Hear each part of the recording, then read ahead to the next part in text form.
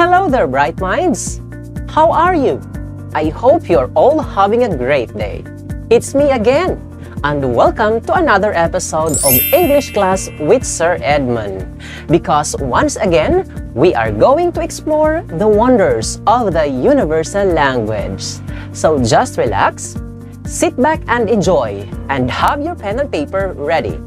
Because our episode for today will be fun, exciting, and different from the previous episodes that we had.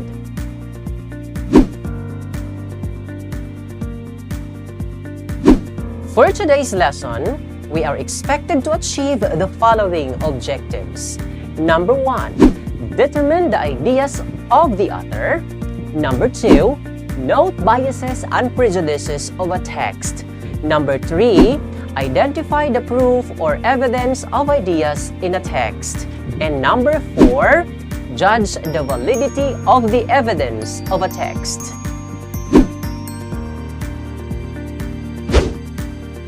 Before we proceed with our discussion for today, as what we always do, let us have first a recap of our previous discussions. What was our discussion all about last meeting? Great! Last meeting, our discussion was all about value judgment on critical issues. You did well in our review. Amazing! I am very glad to see that you're really keeping your lessons in mind.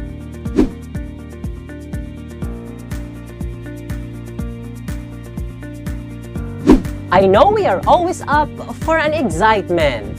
So let's play a game called Would You Rather? The mechanics of the game is very simple. I will have to present situations and you have to choose only one. You don't have to tell anybody about the choice you make because later on, you will be given enough time to express.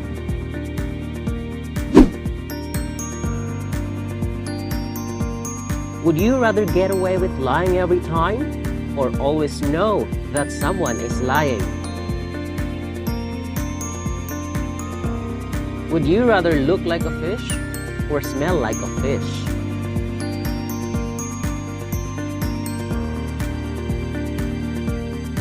Would you rather be able to speak to all animals or speak all languages?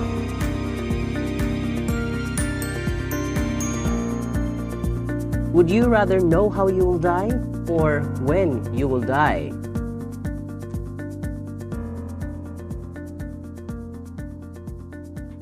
Would you rather have 3 kids and no money or no kids with ₱1,000,000 pesos? Would you rather speak your mind or never speak again?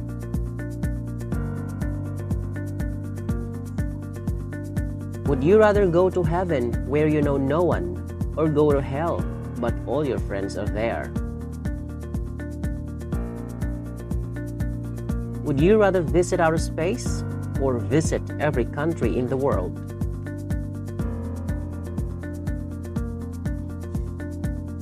Would you rather travel the world but die young or live to be 100 having never left your town?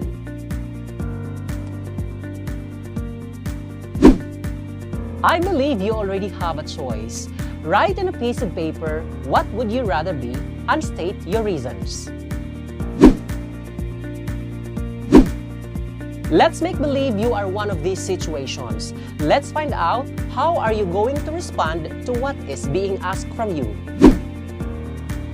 Situation number 1. Your friend convinces you to buy a newly released cell phone with a good feature, even though your old cell phone is still working fine. You know you can buy it because you have savings which you have been keeping well. What will be your response to your friend? Situation number 2. Your brother or your sister asks your help to teach him or her about a certain topic that you know well, but your siblings does not know much. You are also doing your school tasks during that time. What will be your reply to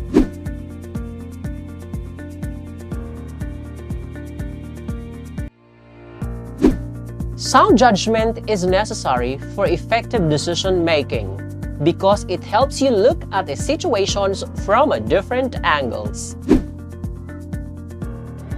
Here are some key pointers when it comes to judging the relevance and worth of ideas, soundness of author's reasoning, and effectiveness of the presentation of a text.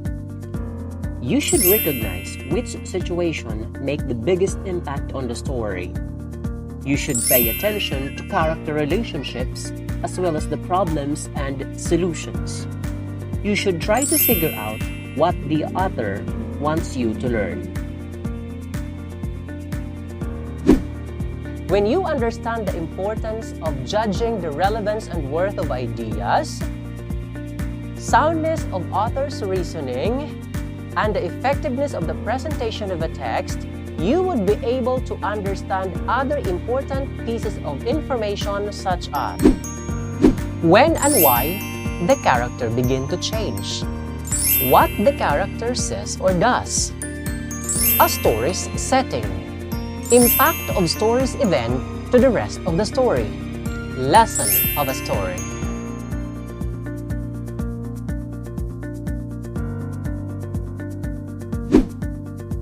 Now, let us read the story entitled The Necklace by Guy de Maupassant, after which we are going to answer questions that would help us understand the text better.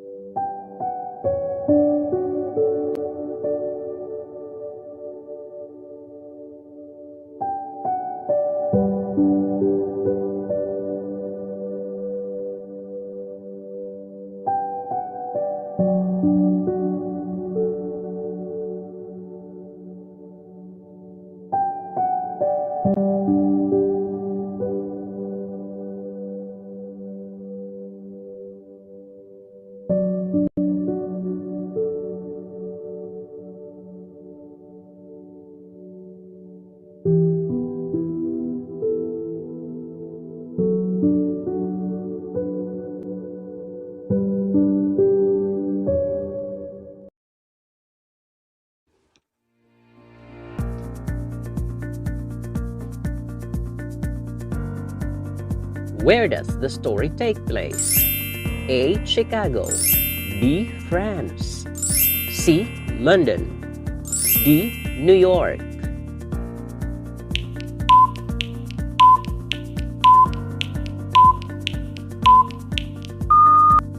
The correct answer is letter B, France. How does Mathilde feel about her life at the beginning of the story? A. Blessed, B. Comfortable, C. Troubled, D. Discontented.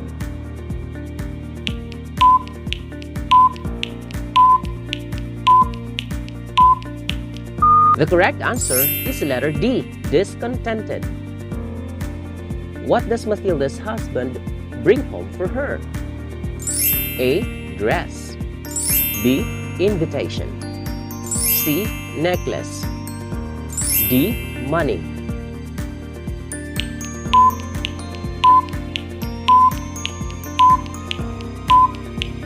The correct answer is letter B, invitation. How does Mathilde react to this thing in question number 3? A. Upset, B. Relieved, C. Surprised, D. Angry.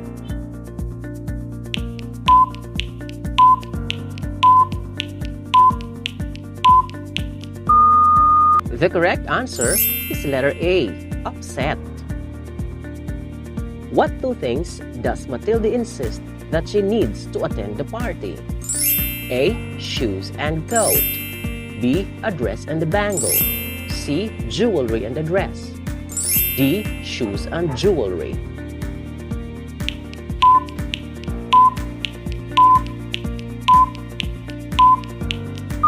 The correct answer is letter C, jewelry and a dress. What happens right after the party?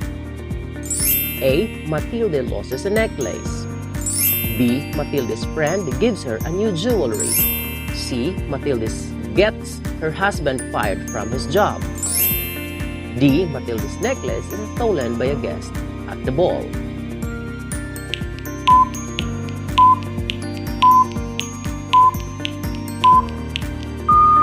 The correct answer is letter A, Mathilde loses a necklace.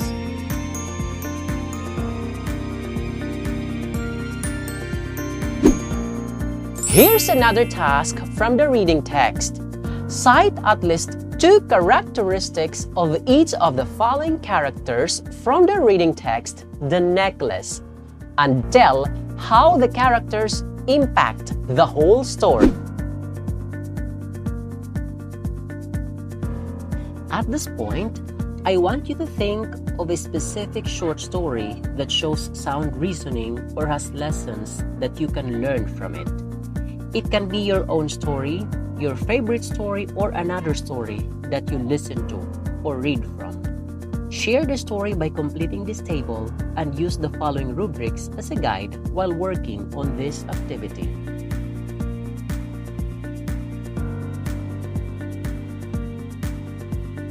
Let us apply what we have learned from this lesson by responding to real-life scenarios.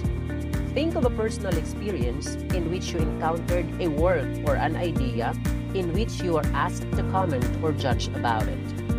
Listen to other views or read some ideas, and you are able to successfully comment or judge about it. Share your thoughts by reflecting them to these given questions. Make sure to use the following rubrics as a guide while working on this activity.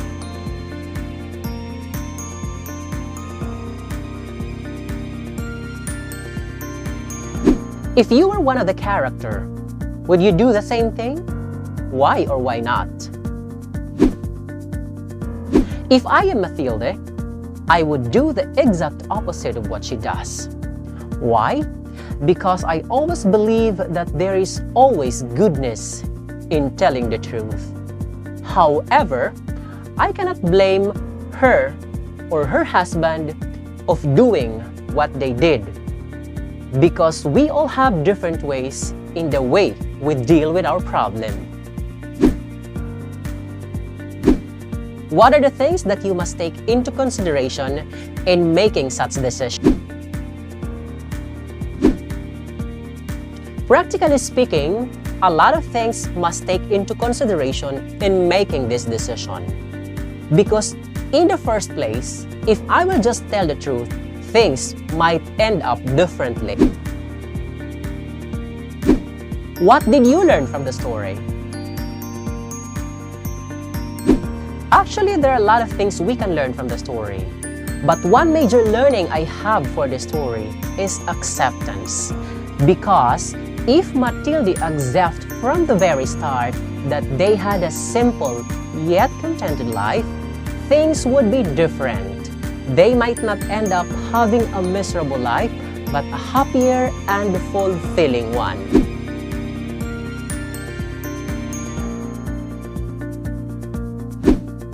Why do you think our lesson is relevant to our life and the way we live today? This kind of lesson is timely and relevant because we tend to live a life the way society and social media dictates us to be. We should always remember that what we see on social media and what is trending doesn't mean we should also do the same. So long as you are happy and you are contented, that's good enough and you are enough.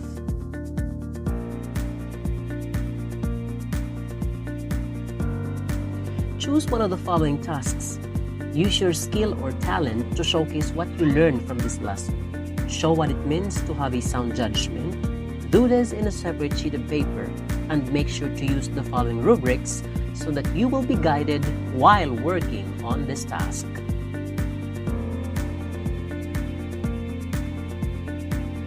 And for your assignment, watch or listen to the news, a talk show, or any radio or TV program that could feature a person's worthy ideas, sound reasoning, and effective presentation of thoughts about an issue or a problem.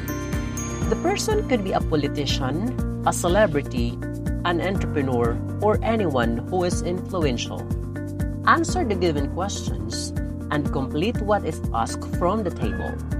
And be sure to use the rubrics for you to be guided while doing the activity.